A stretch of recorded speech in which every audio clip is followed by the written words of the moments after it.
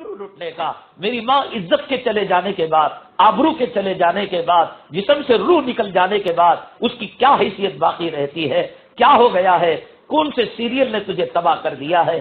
کون سی فلم نے تجھے تباہ کر دیا ہے؟ کون سے ڈرامے نے تجھے تباہ کر دیا ہے؟ کس ہیروئن کے پیچھے پڑ کر اپنی دنیا تباہ کر رہی ہے، اپنی آخرت تباہ کر رہی ہے؟ بے حیا بن کر تجھے کیا ملتا ہے؟ کون سا اوارڈ ملنے والا ہے؟ کون سی میڈل بننے والی ہے؟ اللہ کے نبی صلی اللہ علیہ وسلم نے 1400 سال پہلے فرمایا لعن اللہ الناظر والمنظور الیہ، دیکھنے والے پر بھی خدا کی لعنت ہے، دکھانے والے پر بھی خدا کی لعنت ہے۔ میری ماں، ایک مرد اپنے پالتو کتے کے لیے، اپنی پالتو بلی کے لیے 100 گرام گوشت اور چھچڑے لے کر آتا ہے تو کھلے ماحول کے اندر لے کر نہیں لاتا، کالے کور میں لپیٹ کر پردے کے اندر لے کر آتا ہے کہ کہیں گلی کا کتا اس کے اندر منہ نہ ڈال دے، کہیں گلی کے چیل اس کے اندر منہ نہ مار دے۔ تو 100 گرام گوشت جو کتے کو کھلایا جاتا ہے، جو بلی کو چھچڑے کھلائے جاتے ہیں، ان کو پردہ کیا جاتا ہے۔ ماں، تیری عزت کعبے سے زیادہ بڑی ہے، حجر اسود سے زیادہ بڑی ہے۔ ماں، تیرے ماں بن کر تیرے قدموں کے نیچے اللہ نے جنت کو بچھا دیا ہے، تجھے بیوی بنا کر مرد کے آدھے ایمان کا حصہ بنا دیا ہے، تجھے بیٹی بنا کر ماں باپ کے جنت کا وسیلہ بنا دیا ہے، تجھے بہن بنا کر بھائی کے عزت آبرو کی حفاظت کا ذریعہ بنا دیا ہے۔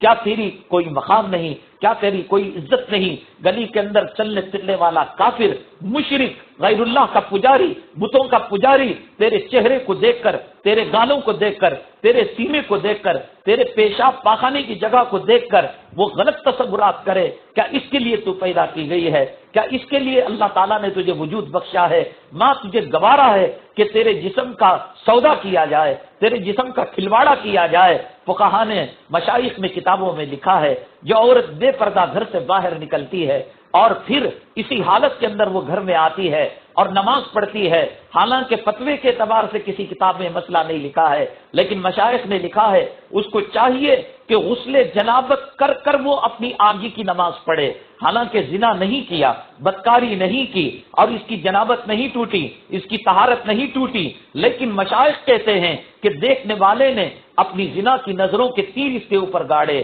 دل کی خواہشات کے، زنا کے خواہشات کے تیر اس کے اوپر گاڑے، برے خواہشات کے تیر اس کے اوپر گاڑے، اس کا جسم زخمی لہو لہان زنا کے تیروں سے ہو چکا ہے، نظروں کے تیروں سے ہو چکا ہے۔ النظر سہم من سہام ابلیس، اللہ کے نبی صلی اللہ علیہ وسلم نے فرمایا کہ بری نظر، گندی نظر، مجھے بتا تو صحیح، جب تو بن کر نکلتی ہے، سور کر نکلتی ہے، نیل پالش لگا کر نکلتی ہے، لپسٹک لگا کر نکلتی ہے، کاسمیٹک لگا کر نکلتی ہے، ایبرو شیپ کر کے نکلتی ہے، کیا مقصد ہوتا ہے تیرا؟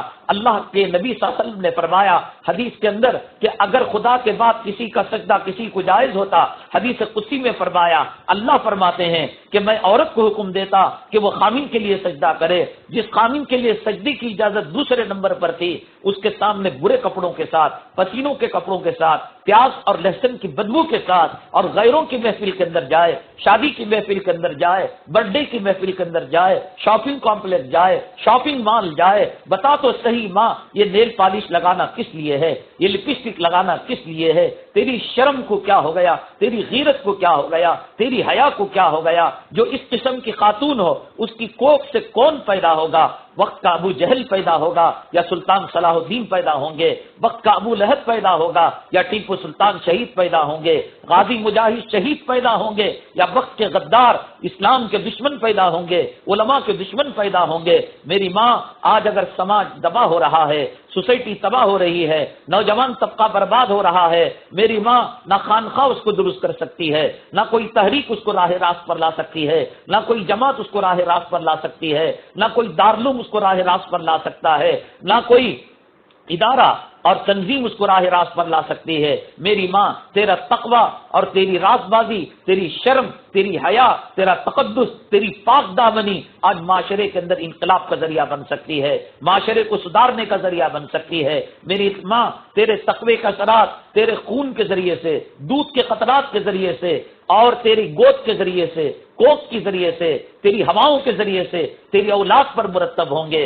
وقت کے مجاہد پیدا ہوں گے، نمازی پیدا ہوں گے، اللہ والے پیدا ہوں گے، تہجد گزار پیدا ہوں گے۔ میری ماں تو بگڑے گی، سماج بگڑ جائے گا، سوسائٹی بگڑ جائے گی، اولاد بگڑ جائے گی، نسلیں بگڑ جائیں گی۔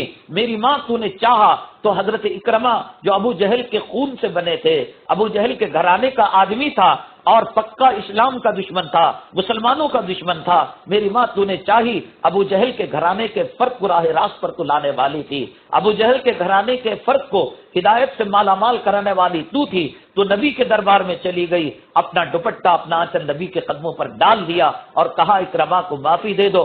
نبی نے معافی دے دی اور ہدایت کا ذریعہ بن گئی۔ تو ابو فرعون کے دربار میں رہ کر تو استقامت کا پہاڑ بنی رہی، اسلام آسیہ بن کر استقامت کا پہاڑ بنی رہی۔ معراج کے موقع پر اللہ کے حبیب پاک صلی اللہ علیہ وسلم جب تشریف لے گئے، فرمانے لگے کہ مجھے جنت کی خوشبو آ رہی ہے۔ جبریل امین نے کہا یہاں بھی جنت تو بہت دور ہے، یہاں تو بی بی آسیہ کی مزار ہے، اس مزار سے جنت کی خوشبو آ رہی ہے۔ فرعون کے محل میں رہ کر، وقت کے خدائی کا دعویٰ کرنے والے کے محل میں رہ کر، دولتوں میں رہ کر، حرام کی دولت میں رہ کر، حرام کی معیشت میں رہ کر تو اللہ والی بن کر رہی، آج تجھے کیا ہو گیا ہے، کس طرف جا رہی ہے؟ میری ماں، اپنے اعمال کا حساب و کتاب دینا اللہ کے دربار میں بہت مشکل ہے۔ اللہ یہ پوچھے گا خامن کو کیوں نہیں تو نے سدھارا، اولاد کو کیوں تو نے سدھارا، اولاد کی اصلاح تو نے کیوں نہیں کی؟ تو اپنے نمازوں کا جواب تو دینا مشکل ہے، اپنے اعمال کا حساب و کتاب دینا مشکل ہے، تو پھر کس طریقے سے میری ماں تو یہ جواب دے گی اولاد کے بارے میں؟ اس لیے کہ قرآن نے کہا قوا انفسکم واہلیکم نارا، اپنے بارے میں بھی جواب دینا پڑے گا، اولاد کے بارے میں بھی جواب دینا پڑے گا۔ یہ نہیں کہ کھائے پیے، یہ نہیں شادی کروا دی، یہ نہیں کہ ڈگریاں دلوا دی، یہ نہیں کہ پراپرٹی دلوا دی، پراپرٹی کے بارے میں سوال نہیں ہوگا، ڈگریوں کے بارے میں سوال نہیں ہوگا، ٹھکریوں کے بارے میں سوال نہیں ہوگا، زمین جائیداد کے بارے میں سوال نہیں ہوگا۔ میری ماں سوال ہوگا، یہ سوال ہوگا کہ بچوں کو دین کیوں نہیں سکھایا، بچوں کو قرآن کیوں نہیں سکھایا، بچوں کو قرآن جو ہے سنتیں کیوں نہیں بتائیں؟ جس کو اپنے شرم و حیا کا پاس نہیں ہے، جس کو اپنی لباس کا پاس نہیں ہے، جس کو اپنی عفت اور پاک دامنی کا پاس نہیں ہے، وہ اولاد کا کیا خیال رکھے گی؟ میری ماں، کل پتہ لگے گا کہ جب یہ اولاد قیامت کے دن یوں کہے گی ربنا آتیہم ضعفین من العذاب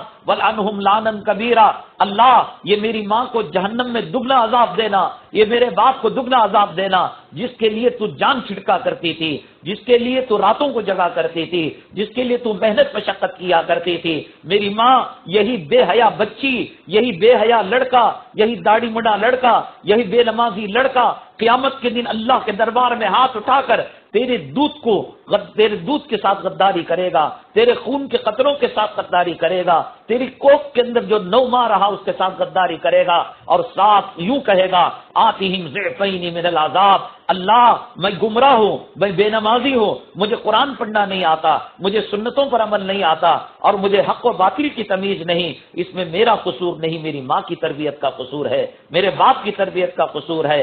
اپنا دھونا مشکل ہے، پیغمبر نفسی نفسی کے حالت میں ہوں گے میری ماں، اولیاء نفسی نفسی حال کے حالت میں ہوں گے، حضرت ابراہیم اپنے باپ کو بچا نہیں پائیں گے، حضرت لوط اپنی بیوی کو بچا نہیں پائیں گے، حضرت نوح اپنے بیٹے کو بچا نہیں پائیں گے۔ میری ماں، کیا تجھ میں طاقت ہے، قوت ہے کہ جب سورج ایک نیزے کے برابر قریب ہو جائے اور پسینے کے اندر آدمی شرابور ہو جائے، کوئی کسی کے کام نہ آئے، نہ بھائی بھائی کے، نہ بہن بھائی کے، نہ خامن بیوی کے، نہ بیوی خامن کے؟ میری ماں، ایسے موقع پر یہ بچے یوں کہیں آتیہم ضعفین من العذاب، اللہ ان کو دگنا عذاب دینا۔ نہ تو خود قرآن پڑھتے تھے، نہ قرآن پڑھنے کی ہمیں تشکیل کیا کرتے تھے، ٹی وی دکھایا کرتے تھے، سیریل دکھایا کرتے تھے، کامنٹس کیا کرتے تھے کہ فلاں ویلن نے یہ کام کیا، فلاں ہیرو نے یہ کام کیا، فلاں ہیروئن نے یہ کام کیا۔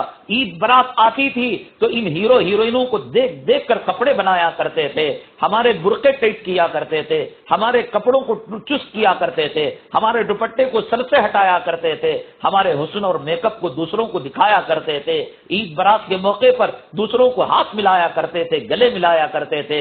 کیا کرو گی میری ماں؟ یہی اولاد گلے کا پھندا بن جائے، اجدا بن جائے، ناگن بن جائے، اور یہ کہے آتیہم ضعفین من العذاب، اللہ جو عذاب ہمیں دے رہا ہے اس سے دگنا قسم کا عذاب دینا، تو پھر کیا ہوگا؟ کون بچانے والا ہوگا؟ میری مائیں اور بہنیں، میں یہ عرض کر رہا تھا، حضرت فاطمہ الزہرا رضی اللہ تعالی عنہ، سر کے بال کو اولاد نے نہیں دیکھا، جسم کے کپڑوں کو سورج نے نہیں دیکھا، چاند نے نہیں دیکھا، رات کی تنہائی کے اندر، تاریکی کے اندر، بند کمرے کے اندر اس کو سکھاتی تھی، صبح ہونے سے پہلے اس جوڑے کو پہن لیا کرتی تھی۔ اتنی شرم و حیا اللہ تبارک تعالیٰ نے ان کا